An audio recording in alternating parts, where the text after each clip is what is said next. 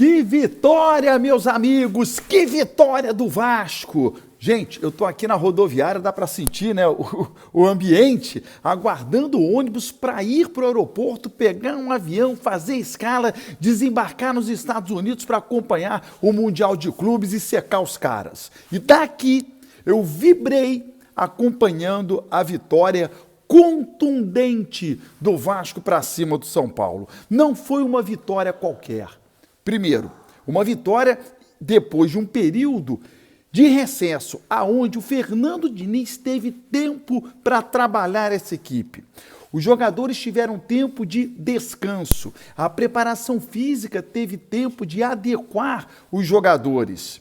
E agora ainda há uma outra parada muito maior de data FIFA, o que nos dá uma esperança de que o Vasco ainda vai melhorar com a chegada de reforços. Eu acho que foi um alívio muito grande. Eu vou falar mais sobre isso. Antes, se inscreva no canal, deixe o seu like, juntos vamos chegar à marca dos 100 mil. Eu vou rodar a vinheta e na volta só da Vasco!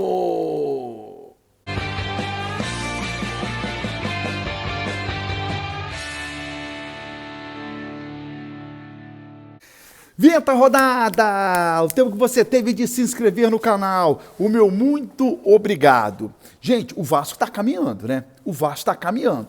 Tá claro isso. Existe um ponto fundamental aí, que é a chegada do Rayan.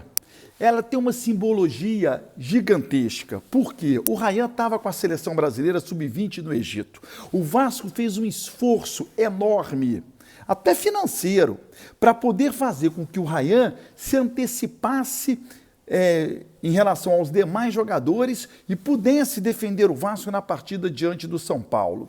Valeu a pena isso? Claro que valeu. Autor do primeiro gol e metade do segundo, né? Então, eu acho que esses pontos, eles são importantes, fundamentais para que você tenha uma ideia do profissionalismo que hoje tem dentro do Vasco da Gama. E passar ao Rayan a importância que tem desse investimento, de trazê-lo, porque existe uma confiança em colocá-lo em campo para que ele possa ajudar o Vasco. E esse é um ponto que pode parecer despercebido, mas mostra a maneira que o Vasco está tratando o futebol. Talvez em outras épocas, não precisa não. Ele chega depois, a gente bota outro no lugar dele. Pô, não vai dar muita diferença. E olha só a diferença que deu. Eu estou pegando apenas o ponto do Rayan, tá? O time do Vasco foi muito bem na partida de hoje. Começou, né, recebendo ali uma leve pressão do São Paulo, algo muito natural quando você joga fora de casa. É o mesmo quando a gente joga em São Januário, né? Aquela pressão no início, aquele sufoco no início, mas não foi um sufoco do São Paulo. Assim, o Léo Jardim não precisou fazer nenhuma grande defesa nos primeiros minutos de jogo.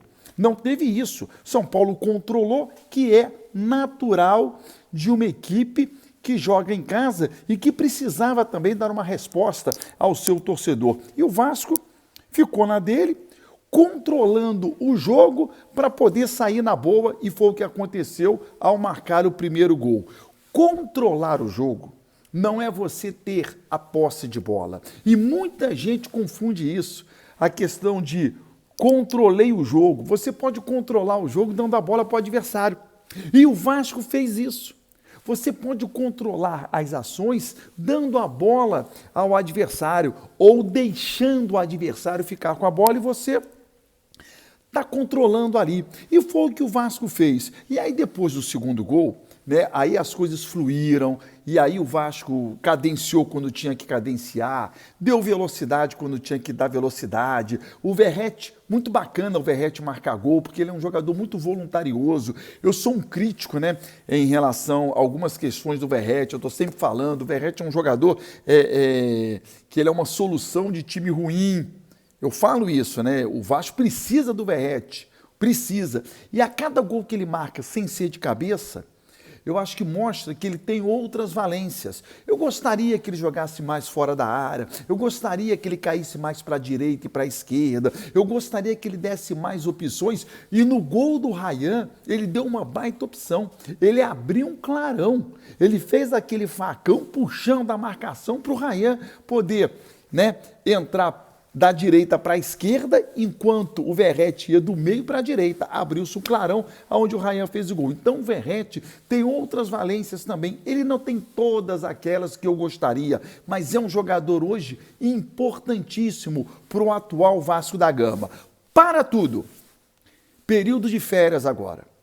O Vasco entra num período de recesso e se reapresenta no dia 23. Nesse período, o Vasco precisa contratar. E eu venho falando aqui, a diferença no futebol brasileiro do melhor para o pior, ela é muito pequena, é muito tênue. Um time hoje que está no meio da tabela para baixo, que é o caso do Vasco, fazendo 3 boas contratações, você passa a brigar com todo mundo.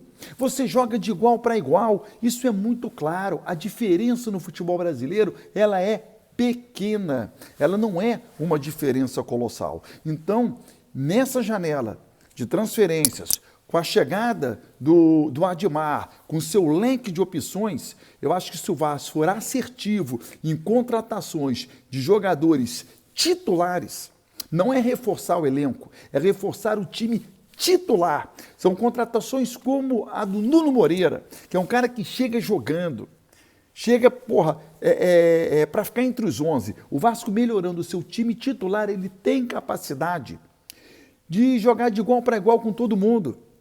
Jogar de igual para igual não é, nesse momento, disputar título, porque é uma diferença muito grande de pontos. Mas você vai jogar com todo mundo. Você pode ganhar, você pode perder, você pode empatar, mas você vai jogar.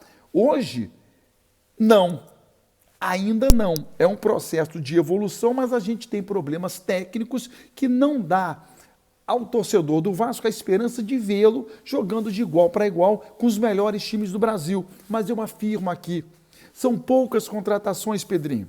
São contratações pontuais, Pedrinho. Se você contratar 3 bons jogadores, esse time muda completamente. E a gente vai brigar de igual para igual com todo mundo. Lembre-se, tem uma Copa Sul-Americana aí, aonde é factível a conquista. O Vasco pode disputar a Copa Sul-Americana. Contratações terão que chegar. E eu acho que essa é a esperança. Acho que o Vasco, quando contrata o executivo português, o Admar Lopes, com esse leque de opções que ele tem, eu acho que é para fortalecer. Eu fiz um vídeo falando, o Admar tem 150 nomes à disposição, e muita gente achou muito, mas não é não. Nós estamos falando de mais ou menos 13 jogadores por posição. E um cara que vive do futebol, ele precisa ter pelo menos 15 jogadores por posição. Porque você tem, né, lateral direito, você tem 3 jovens rápidos, você tem 3 jovens mais marcadores, você tem 3 veteranos caros, você tem 3 veteranos baratos, você tem que ter um leque de opções, né?